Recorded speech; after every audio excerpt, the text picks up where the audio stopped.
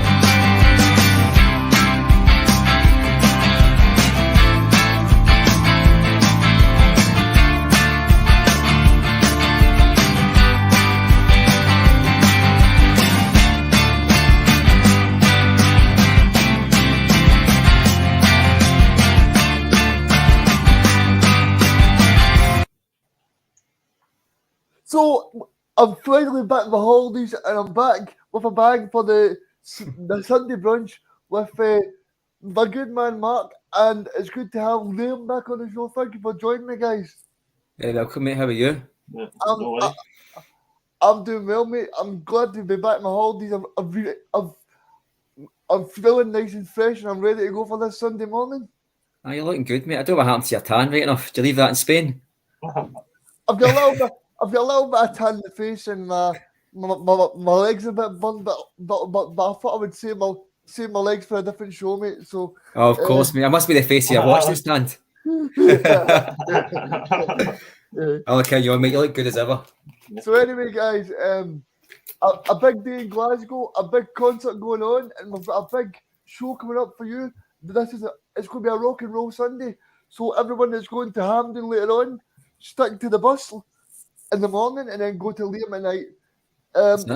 So first of all, guys, are we doing okay? I'm doing brilliant, mate. I doing well, mate. So first of all, we're going to move on to the fact that Celtic go back to pre-season training this week, and do we think that Jota will be a Celtic player this week? Because I think this week is the moment where Celtic release their home kit as well. So I'm thinking that Jota will be a Celtic player this week. I think that's a shoe-in, mate. To be honest with you, it'd be a great idea for the club to just unveil him in the new strip. They might not want to lose the message of the new strip by unveiling the player. You kind of lose the message a wee bit. But I think that'd be a great bit of PR by the club. And I think Jota is going to sign. I know there's a lot of panicking on Twitter and probably Facebook. I've not got that, but he is going to sign. I think it's like we need to relax a wee bit. It looks like it's done when Fabrizio Romano starts tweeting about Celtic players, and you know it's a done deal apart from hopefully Ivanovic. Yeah. Well, I think we'll talk about that later on. But in terms of Jota, for you, what was the moment last season where you felt Jota really stepped up? I think it was, for me, it was that moment where Celtic needed to beat Aberdeen away, or else Ange Postecoglou would have been under so much pressure. And obviously, you'd on a podcast that were wanting Ange Postecoglou distracting stuff. So, and then they pretend that they're so happy now. So, yeah, I mean, it's interesting because obviously Jota This was a guy that we didn't really know, but I think he's definitely. I mean, they're talking about £6 million. I think that's a bargain. It really is. aye. Well, for me, I think. Sorry, just for me, Liam.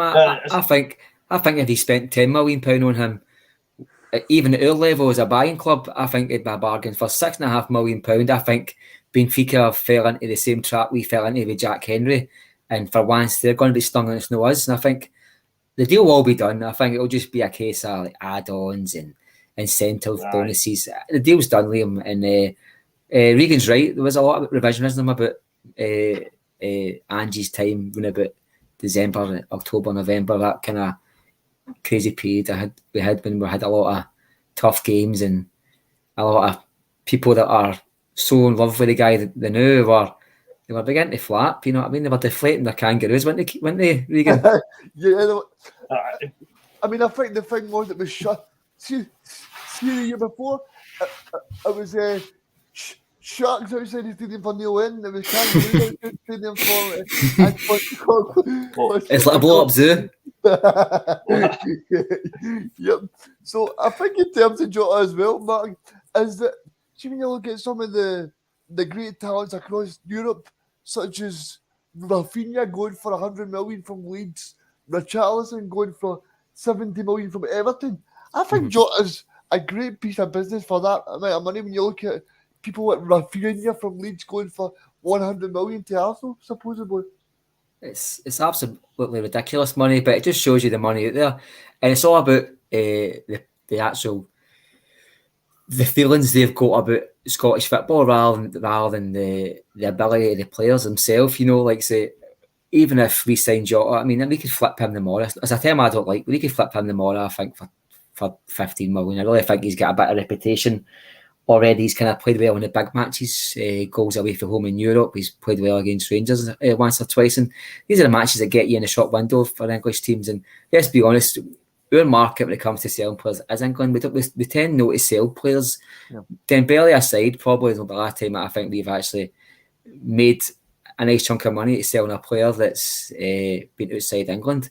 So I think I would like to see us, be a bit more stricter in how we view or how we sell players. But in terms of bringing them in for like 6.5 million, maybe 7 million euros, I'm not entirely sure what that adds up to nowadays. But I think that's an absolutely brilliant bit of business. And if Celtic can do this, which I think they will, I think it will be the kudos to the team last season and the board who structured the deal to make it a signing that was kind of our first option rather than the board that's in place just now, which is the same shit, but you know how I'm talking about. It's different because different CEO, but it's a good bit of business for Celtic. We should do it as quickly as possible, but I'm not panicking, mate. I think it will be this week with a new home strip. Yeah, I mean, we'll move on to Liam. So Liam, what have you got thoughts on Jota, mate? I think it's just a done deal. I think it's going to be. Do you know how we've got that Argentinian boy coming in? Is it Bernabé?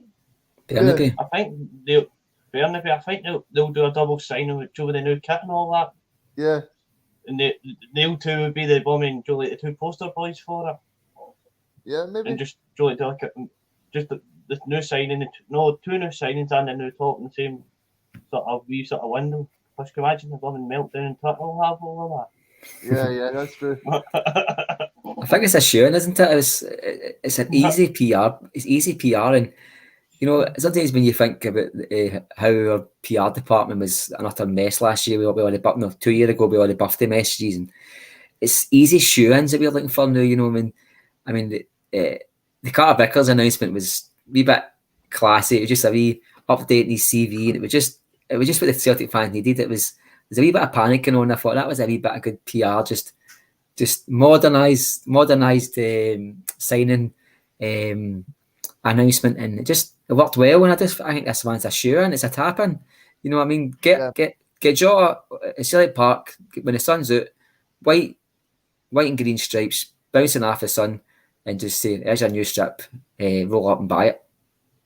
See, yeah, I totally agree with that. I want to ask you guys as well, because there's a lot of comments coming in about a few other players as well. Do you guys think that do you think we'll be bringing in some more players? Because I see Sousa, there's a bit of stumbling block with him, and there's a bit of stumbling block with that. Is it Vinicius? Mhm. So I'm just wondering, do you guys think we'll be bringing in some more quality players? Because we obviously need to replace Tom Rogic. Tom Rogic was so good for us. Mm. Well, I seen reports last night. Twitter's like a field of nonsense. But I didn't see somebody saying last night that Sousa was in Scotland somewhere. Does he belong to the Man City group, or does he get strong links to the Man City group? It does, yeah. And I think, according to some of the rumours, that Man City, the preferential club for the guy is Celtic. But also, with any player, the final decision does come down to the player. But if he's in Scotland, which he might not be, I mean, he could be Nova Scotia. But as long as Celtic are talking to these guys and producing the right sort of package for them, enticing these guys, because he's well sought after. I did see the figure banded about was £8 million or €8 million. That's serious dollars for a team like Celtic. And Russell was talking about it the other day there. You can't keep shopping in the £2 million, £3 million aisle in the shops and expect to produce Michelin star dishes. So you got to just kind of speculate, accumulate. See if it's turning a £3 million player into that £5 million player, that extra 10 grand a week, who's going to elevate the players when about him, elevate the team, bring us forward potentially in Europe. That's a no-brainer for the club. I mean, you spoke about the board before, Reegan, and I know you're the same, Liam. I know you're a big fan of the board as well. It's about time that they modernise their approach to how they structure the club in terms of player developments, loan markets, how we buy players, who we're loaning players out to. Even I think the Carter Vickers deal and Jota deal was a perfect kind of first step for Celtic, because they're now introducing these option to buys. Get back to Craig Bellamy and guys who are desperate to sign. How many times did we lose out in players because they've come in for a club who don't want them? They've played well, then we've come back as the buying club and they've said, we really want this player, the player wants to stay. Well, then the selling club says, well, the price was £3 million, but now we're talking 5. And that's where Celtic start to crumble.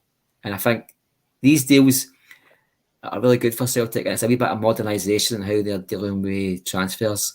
And I'm liking it, but it's only a start for me, mate. And I'm sure you agree, Liam. Yeah, definitely. It's no use these women not having that option to buy. Johnny, what's that? How much? Joffrey didn't have that option to buy on Diego on Flippy Jota. How much would you think would be willing to pay for him? Like 15 million? We wouldn't have got him, mate. We wouldn't have got him. It would have been out of our hands. And I'm kind of doing the same way with Carter Vickers. I mean, I was trying to think back. I think Fraser Foster and I think Artur Boruc. I think they're the only 2 players I can remember that we got in on loan that I really, really wanted to sign, and we got. No, Paddy Rovers.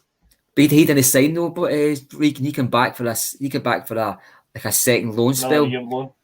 So we never actually signed him. He came back and it was a great bit of business, and I was delighted when he signed. But I'm just talking about when we've had these players in on loan, and you thought, wow, they're really adding to our players, to our squad, like Ramon Vega. I mean, I seen him tweeting last week, maybe even 2 weeks ago, and he was saying, Ramon Vega, for anybody that's young enough, old enough to remember him, will tell you that he was a fantastic defender for Celtic. He was a right big part of that treble winning team for Martin Neil, and he said he actually told Spurs and Celtic, look, I'm dying to stay here. I want to stay here. And he said on Twitter the other day, or last week, whatever it was, that Celtic didn't even make him an offer.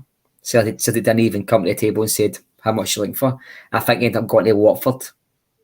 And at that time we were taking the captains, Premiership teams. We were taking the managers of Premiership teams. So the idea that Celtic losing a player to Watford has got a bigger kind of arc about it than it would be just now. Us losing a player to a Watford team that can pay 80 grand a week. There's a kind of acceptance on that, but see, back then it wasn't the same level.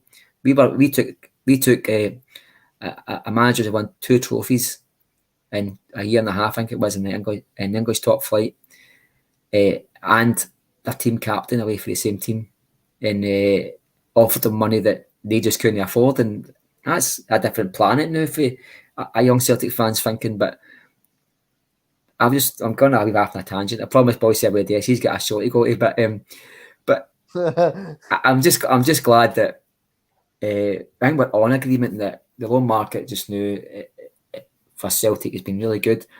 And I think this guy Souza, who you mentioned, Bernabe, who you mentioned, they'd be absolutely ridiculously good signings. But if it's loans, with the option to buy, I'm not interested. But I know Bernabe is a buyer. A lot of people forget about this, but don't forget last year that Ange appointed the Benfica, transfer guy onto Celtic's recruitment process. Do you I think that? can't remember that. Yeah, that was done. That was done about 6 months ago. Brilliant. So I'm just thinking, is that part of the reason why we're shopping in this Portuguese market again? Possibly. Well, when you go there, mate, sorry. It's one of the elements, but probably is because that's what his background is, so he'll know that sort of market. Like how Ange knows the Japanese market, so he knows all the wee sort of gems out there. Like, so he'll know all the wee sort of gems out in Portugal who's doing a week to come in and make an impact ourselves. Mm-hmm. I think years ago in the 90s, in the early 2000s, there's a lot of really talented football players coming from South America and they're ending up in the Dutch Eredivisie. I think that's how Ronaldo ended up in. And was it Feyenoord he was with? And wasn't it PSV? PSV, it could be PSV. You could be right there. And these markets, there's stumbling blocks for Scottish teams and British teams and to get hold of these players because they've work visas and all the rest of it. But the markets that I'm just looking at is markets that are just basically, as far as I can see, untapped by a lot of coaches. So not just the guys in Japan and guys we haven't heard of and names we can't spell. There'll be guys that are kind of about the Portuguese league, Spanish league that he's maybe been looking at, who are at the smaller level wage structure that he could probably bring into Japan when he was in there. Yeah. So these guys might have been on his radar for maybe a year or two at a youth level, or I think in some of these leagues that they play their B teams in the lower leagues now. So he's maybe been watching these guys and he's been thinking, right, these guys are maybe going to be like a slow burner, but give them a year or two, they might be ready for first team football at a higher level, and maybe one of the two of these guys are going to come back into his radar again. So, Mark, I mean, we're talking about Celtic there in the market, but do you think this is going to be the strongest Scottish Premiership that we've seen in a long, long time? Because a lot of clubs are buying a lot of players. Aberdeen brought the Macedonian top goal scorer. People are saying, "Oh, this guy's a top class player," and Aberdeen signed 9 players. I think the new Hibs manager signed 8 players. There's quite a lot of money being thrown around there. I think Aberdeen have got very serious, mate. I don't know if you've seen. I think they signed a big defender the other day there, and I think he was on the team of the Championship. See the first 11. Was it Wickham or Tranmere? I can't remember the team. It was Wickham. Wickham. And I actually was looking at the comments because it stood out for me, and there's a lot of English press was writing onto the comments, listen, by the way, you've got a player here. And I don't know how they've managed it, but I mean, Aberdeen's still a wee bit of a pull for some of the teams in England, some of the players in England, because they're a big club, but it could be this American guy bankrolling them, but I agree with you, Reegan, this could be a brilliant Premiership this season. I think Hearts have got stronger. I think Aberdeen look like they've got serious. I think they look like they're going to back Jim Goodwin. Like you said, there was 9 players they brought in. I think they just brought in a goalkeeper yesterday. I know if they have a look at the papers, they've got somebody else in, and they could be back to being like an Aberdeen team next season. They could be finishing 3rd or 4th again. Hearts look good. Hibs need to start getting serious. They need to start getting a manager a bit of time. So I think they're going to be a good team next year. I think they also want to strengthen Hibs, to be fair, so I think they'll might be a good outfit. So I know Aidan McGee's not been that sort of player he was the past few years, but still he could easily do your turn up here. I think he's played in quite a bad team, isn't he? Nice. That's true. I mean, and then you've got Kilmarnock. They're coming back up, and they're signing a lot of players as well. So you've got a lot of. I don't know. I think it's going to be really, really strong. And then Jack Ross has just signed for Dundee United as well. So you've got a really, really strong base there. And for me, it's got to be no excuses from Sky Sports. I mean, I said this 2 weeks ago, but they showed 41 games out of 48 games that they were supposed to show last year. Surely this is the chance where they show all 48 games. You know? Well, there should be a clause in the contract that if they sign 48 games, they should play 48 games. They should show 48 games. I'm not talking about a financial clause because I'm pretty sure the other 7 games would have been financially compensated. I'm talking about for the I mean, it's a brand. It's an exposure. How can you sell a brand or produce like a setup for a package? Sorry, for your Scottish football fans to watch or anybody outside Scotland to watch and get intrigued when you aren't even putting the effort in to make this package excitable. We spoke about it 2 weeks ago. That's 6 matches that, like I say, us had to pay for an away subscription to a pay-per-view channel, right? Take that aside. I mean, Sky have actually had the foundations there, and they've actually paid for something that they haven't even took up the option on. So how are they expecting parties for other countries and people who are on the fence whether Scottish football is any good? How can they expect them to watch their show when they're not getting serious themselves? I mean, I've seen a few times it's come up saying it's like Jim Goodwin, Dundee manager, you know, and you go, well, he's standing there with a fucking St Mirren badge on. I'm talking about maybe last season, you know, and I wonder to myself, I'm not going to think it's passive. I think they mean it. You know, I think it's some the English tech guy. You're talking about these English guys these guys are sitting in a studio or a network of information that they could probably tell you the left back for Argentina's top team in Argentina, the right back for a Mexican B team somewhere. You know what I mean? And these guys can't tell you the difference between a Dundee badge and a St Mirren badge. And come on, it's just utter nonsense. And I think these wee examples have got to be brought up to see the fans forums that the SFA send out every year to the supporters. I get them through the email, and it's like, well, how you enjoying this, how you enjoying that. But there's no questions on the exposure and the package we're getting by Sky, and that's something I'd bring up to them. Yeah, definitely. Now we're going to move on to. I honestly think that Sky Sports doesn't really care about the Scottish game in general. No. It's just we all know they only really care about one product that they offer. It's something down south. And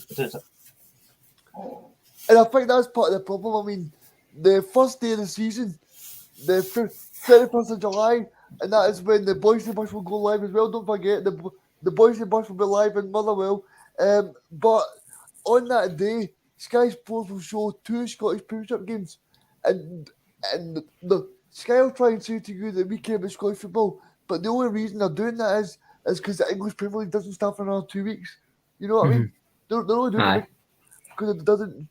The English Premier League that won't start until 2 weeks later. Well, I think they've put all their eggs in one basket. The English Premierships is Sky.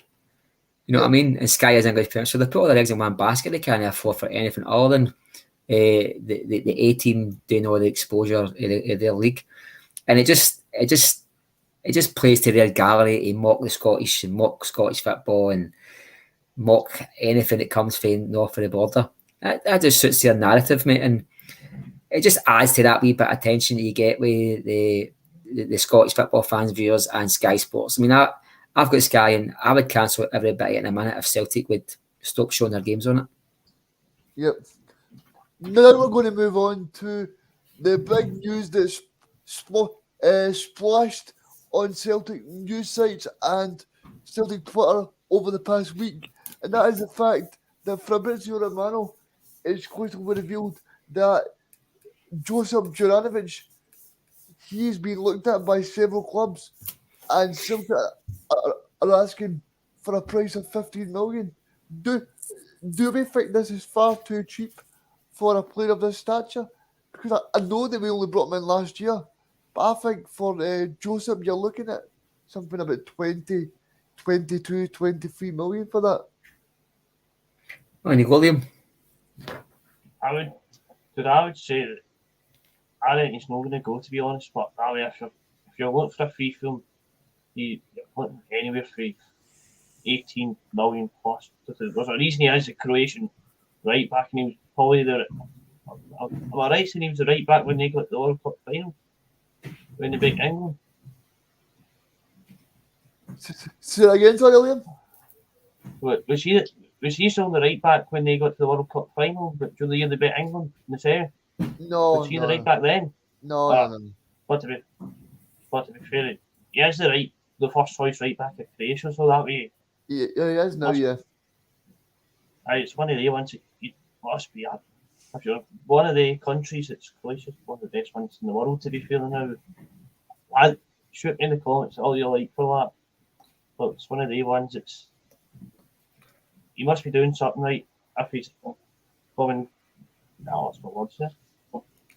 No, I think you're trying to say he must be doing something right if he's playing for a team like Celtic, a country like Celtic and Scotland, and he's first choice right back for a team like that. Aye, pretty much aye. See, Mark, for me, that goes back to the same point that me, you, and Russell spoke about 2 weeks ago when I was last on, right? This goes back to, I do think he'll be away because Celtic board don't care what Celtic fans think, you know, and if they can sell one asset every single year, they do not care if they cause uproar or they do whatever. I mean, this is a board that Brendan Rodgers sold his best signing. They brought in Jeremy Toyan. They do not care. You know they don't care, mate. I said before, like the Celtic board take the emotion out of football. I think they take the emotion out of anything. You know that it's a spreadsheet for them. You know what I mean? And Yep. And there's two types of board, I think, in Glasgow. You've got the board that will no spend money they have got to make the team better, and the board who will spend money they've no got to make sure their team gets better. And we all know what category Celtic fall into there. Now, go back into the modernisation, how we go about transfer dealings. Do I think the Celtic board are that going to turn that modern that they would look at Juranovic and be romantic about it and say, no, I think the guy's got another year to go and we've still got 4 years left? And nah, I don't. I think he's 25, 26 this year. I think they'll look at if we leave him another year before you know he's 26, turning 27, and then with 3 years left and get into his very last big contract in terms of personal terms. Yeah. So I think the board, if an offer comes in, I reckon I did see a figure banded about 15 million. I think with our board that'd be a starting figure. I think they'd be looking for a couple of £1 million more than that and some add-ons. I'm going to be controversial. I think we could be careful with this. I think we could sell Juranovic, keep Ralston, but use the rest of the window to bring in somebody of the level or just below Juranovic and just take the hit. And I don't think it'd be as impactful as losing a Kyogo or a Giacomakis or even a Callum McGregor. So I spoke about a couple of weeks ago with Bhoycie about how I would sell Turnbull if we had to sell one player. I stick by that. I'd sell Turnbull anyway. If I must admit, I think he's flat out to deceive. He reminds me of Ryan Christie. But I think squad-wise, I think we would go on just fine with Ralston and somebody coming in who's maybe almost at the level of Juranovic, maybe a 6, 7, £8 million player. Take the hit on that next level, a player that we're going to need to bring in Juranovic goes anyway. Just take the hit on him now. Yep. Because I think Ralston's very capable at Scottish football. Because, Mark, I've got one more point on this, and I want to get your thoughts on it, right? And it is that, I mean, Celtic have got two very capable right backs for Scottish football, right? and say Tony Ralston has a great season, and he's got the number one right back slot. Celtic a year down the line will be going, oh, we should have took that hit. We should have took it. Do you know what I mean?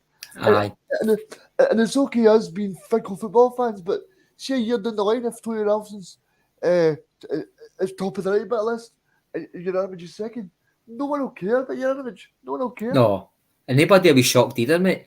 I mean, there was times last season, and I took a lot of stick on it. It was times last season I was saying, I mean, I'm a big Tony Ralston's fan, so I'm obviously clearly biased, right? But I'm not that biased. I want the best for Celtic, and that is it. It doesn't matter who you're, what height you're, where you're from. I just want Celtic to win, right? So when I look at the right back situation, I think to myself, I'll bring it back to the Kieran Tierney situation. Do we need Kieran Tierney's defensive abilities in Scotland? No. Do we need Juranovic defensive qualities in Scotland? Probably no, right? So I look at how they're impacting the team, and it's got to be aggressively going forward. And if you're asking me, who do I want getting the last 5 minutes of a match against a stuffy defence, a defender that's going to push you at the byline? Who do I want getting down the right-hand side, overlapping? I want it to be Ralston. And it's been proven time and time again that he's going to run through brick walls. I mean, he is a brickie after all, but he's got to run through brick walls. And I'm not saying he's a match for Juranovic because clearly the guys know, but he's a very capable understudy. And if the Celtic board got an offer they couldn't refuse and we were stuck with Ralston, I wouldn't be crying about it. I would say, look, we're going for a good year, got some good memories. We'll put him down as somebody who played for Celtic, goes with the best wishes, and thanks very much. But I'll go back to the word I always use, impactful. I think the impact of losing a Kyogo or a Yakimakis or a McGregor or even a Riley just now, looking at a situation in midfield, I think would be a lot more detrimental to the team than losing a right back whose qualities are needed at the level that he's playing at. You know what I mean? I think he looks classy, but he's no going to be playing for Man U or anything like that. I mean, let's get totally honest here, right? If he goes, he'll be going to somebody in the bottom half of the league. Yeah, that's a fact, you know, right? We can kid on here. He's a good player and he's Croatian right back. I don't know their situation on right backs. I don't know how good they are and how bad they are. I really don't know, but he must be at a certain level to get into a team like that quality, and he's performing well at Celtic. He's a good game for Celtic. He's a bad game for Celtic. I mean, my worry is Tony Ralston maybe jumping for a ball and the fans forget he's no 9'7" and he can't get to it. Then they lose the match, and it's there you go. This is what happens when you stick to guys with Ralston's level. All your players have got a level, every single one of them. For Joe Hart to Kyogo, they've all got a level, because see, if they didn't have a level, they wouldn't be running green and white for any more than a year. Yep. You know what I mean? It's only when certain individuals or certain nationalities of players get shown up in Europe that these things come to the fore about how they've got a glass ceiling and all the rest of it. And as Celtic fans, we love this. Celtic fans love the Scottish boy out in the park, and we love to see them doing well. But as Celtic fans, we also can't wait to go on their backs when they do something wrong. Yep. I've got one more question for you two then. Do you think that Joseph will be a Celtic player by August 31st? A simple yes or no answer. You will be Yes. a Celtic player. I'm going to say no. Okay, I'm going to move on. Are you being a controversial one here? No, I just honestly think I'm not being controversial. I'm just saying that I think the Celtic board will take their money and go. I really do. Fair point. We're going to move on to this famous game, and it's the game where Brendan Rodgers leaves and Neil Lennon is in the hot seat. Celtic are playing Hearts at Tynecastle. So on the day of the game, John Gerrard and Neil Lennon press conference, Neil Lennon goes straight to the game. He puts the tracksuit on, and Celtic win the game by 2-1 with a late goal in the 94th minute by Odsonne Edouard. What is your memories of that match, Mark and Liam? Just when you mentioned the timeline about Rodgers leaving in the first game being Tynecastle against Hearts, with Lennon's record at Tynecastle, we getting attacked with the fans and the aggressive nature of the Tynecastle anyway. That was always going to be an absolute belter of that game. My memory of that game is like the first half was like quite embryotic. Rodgers' first 5-6 games at Celtic, where the back line was just make mistakes constantly. They were dying for Hearts to score, and the pressure was right on Celtic, right on the last minute of the first half. I think that's when Celtic actually scored. I think it was a free kick to Hearts, and the ball got cleared up the park. Scott Sinclair and then to Big Buck. Yes, it was a great ball by Buck to James Forrest, wasn't it? Beautiful. He put it right on a sixpence for him when he scored, and then the Hearts got a player sent off. But I must say, my best memory of that match, I hasn't seen the Celtic fans going crazy after Edward's goal. It's the camera just panning to Craig Levine's wee face. Oh yeah, And just watching, and the life just sucked out his body. Do you know that? I saw a wee kind of ghost figure just leave beside his head and drift right into fucking Gorgie hell. I thought, brilliant. We deserve that, you bastard. Isn't the same thing Neil Lennon and Damien Duff is going absolutely busted right next to him? That's that game, mate. Aye. I know it was that game, but you know what I mean? It's like that. I mean, it was just the complete contrast between the two of them. Can you remember the penalty that Celtic gave away, Liam? Aye. I can't remember that game. I just remember. It was a kind of like a near beat-on type challenge by Ayer. It was really. It was like it came in with the weight on his feet, and he just stopped dead on the grass, the ball, and the player's feet at the same time. The player went down like a fucking ton of bricks as always, and the referees, you know, like they can't wait to get a penalty. And but that was a Scott Bain ball along the back to Chris Ayer, and it was just as I say, it was a kind of embryotic Rodgers couple of games, and I think it was just the nerves of the situation came out of the players, and you could see the players were nervous. It was like at a point to prove, like, all right, the gaffer's away, Lennon's in, and we need to prove we're this workhorse. I mean, I remember Lennon saying that he took over the keys to a Lamborghini when he took over Celtic. Well, he fucking left it like a ladder, didn't he? He left it with the. I think she when you left Celtic, it left us in the worst possible position.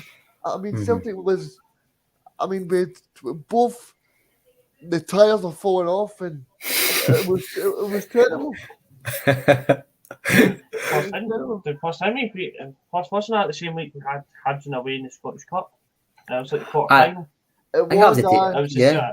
The Hearts was like the Wednesday night, and we were playing Hibs away in the Scottish Cup. That was a great goal that James Forrest scored. Remember when he scored right in the top corner? That was a brilliant goal, and I think Scott Brown scored he did. A delightful goal as well. Just kind of sclaff, a control sclaff into the top bag. It was really nice. That James Forrest goal was a belter. I guess probably the time I enjoyed watching that kind of remake of the Bumblebee strip that they had won that season. I thought it was just it was a jinx. Every time I thought I was playing that strip, I just think I was getting beat or drawn. The only game I think we won that we played that was at Rosenborg. Remember we played Rosenborg that season? Aye. 4 times that year. Did we not play them 4 times? Aye. I still think that how we're talking about Lennon, how you left it a plumbing mess. I still think he should have left that plumbing after that Scottish Cup final. No, but I think that was a bittersweet victory for Celtic, wasn't it, Liam? Because I think that game just vindicated the board's decision in their minds that Lennon was the absolute pinnacle of Celtic and they weren't going to get any better. And he just vindicated it. And they were just saying to themselves while they were eating their truffles and drinking their champagne that night, like, well, we showed the Celtic support. Aye. You showed us all right, didn't you? Aye. No, but in terms of Neil Lennon, I mean, I see this week he's trying to sign Matthews and Beaton. I mean, it just shows you the transfer strategy he's got. I mean, we tried that at Celtic again, didn't he? The second time, you know, try to bring in. Who was it he tried to bring in? There's about 3 or 4 of them he tried to bring back in again, and folk were saying he's getting the band back together again. Charlie McGrew. Aye, the more. Ledley, Joe Ledley, he tried to buy them all. It's like when they went to Dubai, it's like, we've done this before, so that works. You know, it's like flicking shit at a wall and see what sticks. If it's stuck once, it'll stick again. Yeah, I just don't understand why I would go back to Adam Matthews and Neil Beaton. I mean, I know I understand. I know that he's worked with them before, but like that was about 10 years ago. We had Matthews, you know what I mean? It's like, what are you doing? I was shocked to hear he's only turning 30. I thought that guy was about my age. I mean, he played for Celtic about 10 years ago. He's not as old as me. I think everybody's as old as me nowadays. I'm getting older. Well, literally getting older every day. I forgot he was still playing football after he left Celtic. That's how much I knew about what he was doing. I think he followed Aidan McGee down to Sunderland, didn't he?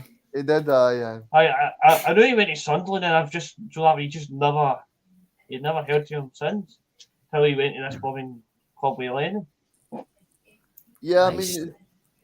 I mean, I guarantee you, I know he's big pals with Dudu Dan, but he's another agent and he's quite pally with. I guarantee you all the signings he's got this Lowell black book I talk about, and they just flick it open and go, "Oh, what's he up to? What's he up to?" And it just springs into action, doesn't it?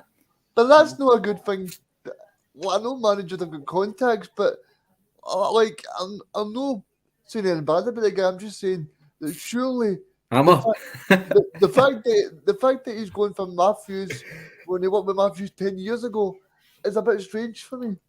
Mm-hmm. I think he'll end up going for Victor Wanyama, probably. Oh, if a big Fraz man hadn't signed for Spurs, Foster would be going down there or not. You know what I mean? I'm telling you. Do you think he'll try and get Bobby? What do you think he'll try to go with Kelvin Wilson and big Bobby and Lassad again? You should watch Zaluska's Instagram. You'll start liking their pictures soon. But after a tangent again, Bhoycie will be sitting there with his Oasis scarf on, what a colour is free. Yes, I'm not that gig as well, so I can't complain. No, Well, I heard you were buying the drink, as Bhoycie said last night. I did, aye. It's a bit. I only have it. I only have one with Bum and Russell then. I know it's about £12 a pint there.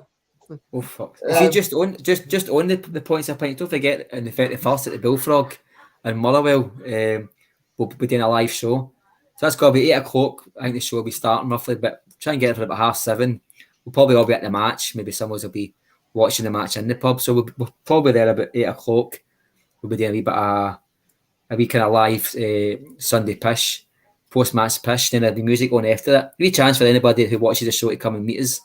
And anybody that wants to come up and abuse me for my stupid opinions, ask Reegan Hedgerly uses, anything like that, you know what I mean? Even just steal big Phil McGinley's book of knowledge off him. I mean, Phil McGinley's knowledge is unbelievable. I thought I knew a lot about Celtic, but Jesus Christ.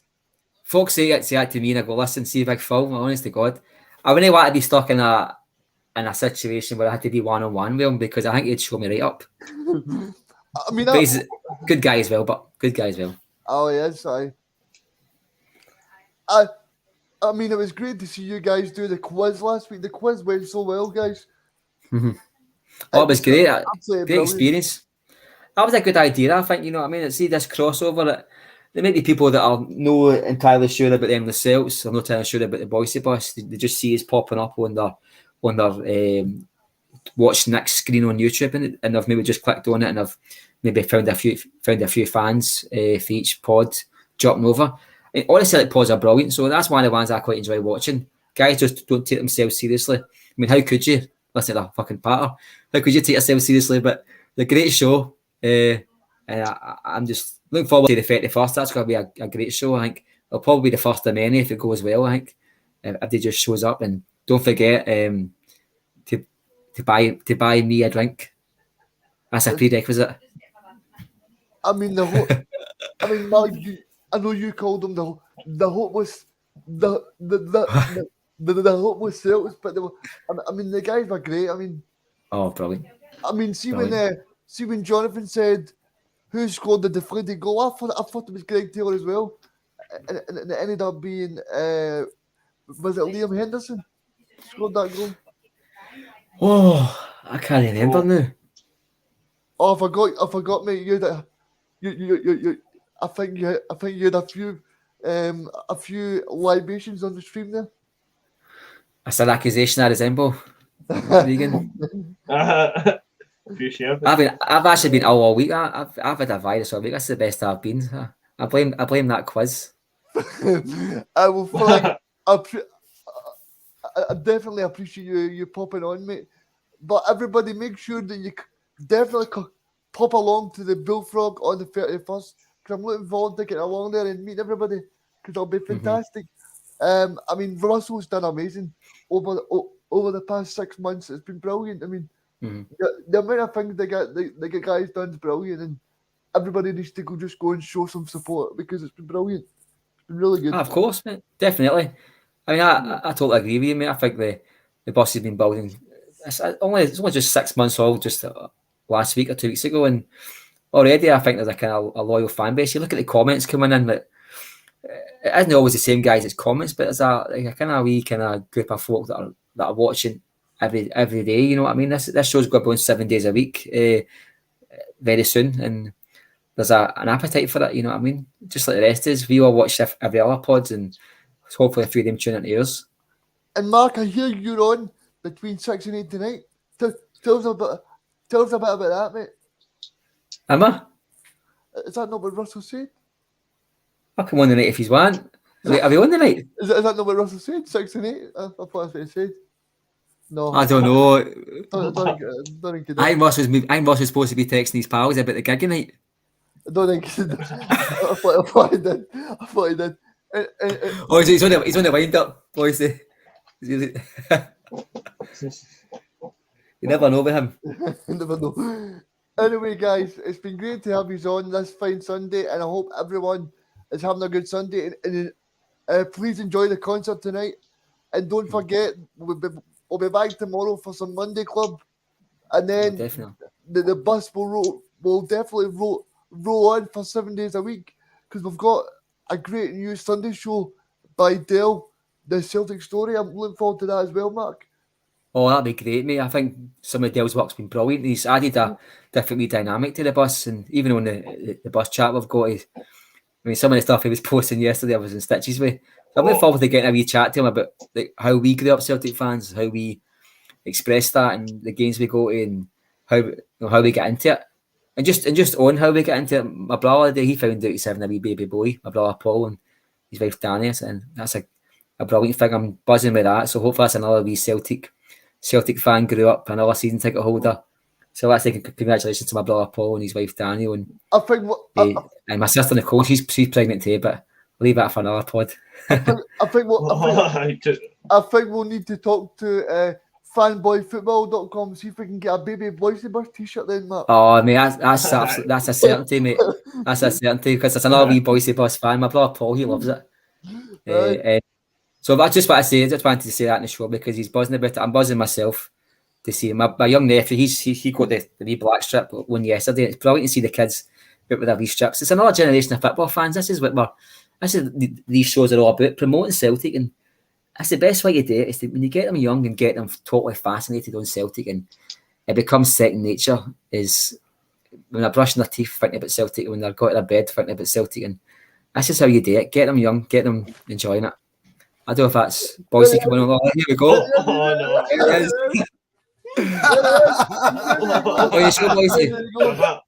See when you go to a Celtic game, you wear a Celtic top. See when you go to see a Liam Gallagher gig, you go dressed as Liam Gallagher. Is that your home kit or away kit, Bhoycie? Love it, mate. I was going to say that was a brilliant show, lads. I just thought I'd just jump on for a wee laugh at the end because, well, put it this way, I've had one of these, so I was feeling a wee bit lively. Boys, we're not drinking alcohol on this pod again. No, We've banned that. So what I'd posted earlier on, right? Was I'd put on it Celtic because I think Mark you'd went down some tangent talking about sirens. I was like, we are going to be here all night, so I'd put up Celtic a history with Mark CAIRNEY and run until 8 p.m. tonight.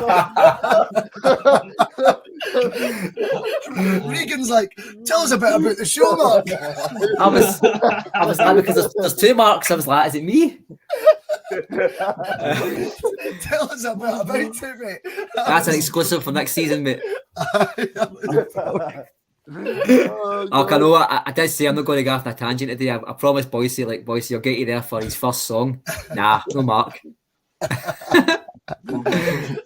Anyway, lads, I just thought I'd pop on and say hello because the good vibes, mate, and I love it. And you're right, there is a big live gig coming. I'll try and be dressed a wee bit better for that than I'm the new. But we will be doing a live gig in Motherwell, and I think the excitement, lads, we've seen it over the weekend. It's beginning to build a wee bit. Reegan, are you coming along, mate? I definitely will be, mate. You need to be, mate. I'll be there, mate. Don't worry about that. And I know the other two lads, Liam's, he goes to about 4,000 gigs a year, right? And then Liam's like that. Not sure if I'll make it, Bhoycie. I was like, You'll be there. I'll come pick you up my chair. I'll come pick you up my chair. Well, I want to lift him, Reegan. A free taxi, just jump on the back. Is that a drop off in Paisley by any chance? Depends on Anyway, lads, I better go. Bhoycie, you enjoy your show, mate. Take it easy. Thanks again for today. Congratulations to your brother as well, Mark. Nice one, troops. Thanks to everyone in the comments as well. Nice one. Thank you. Cheers, guys. See you, guys. Thank you. Bye. Thank you. Bye.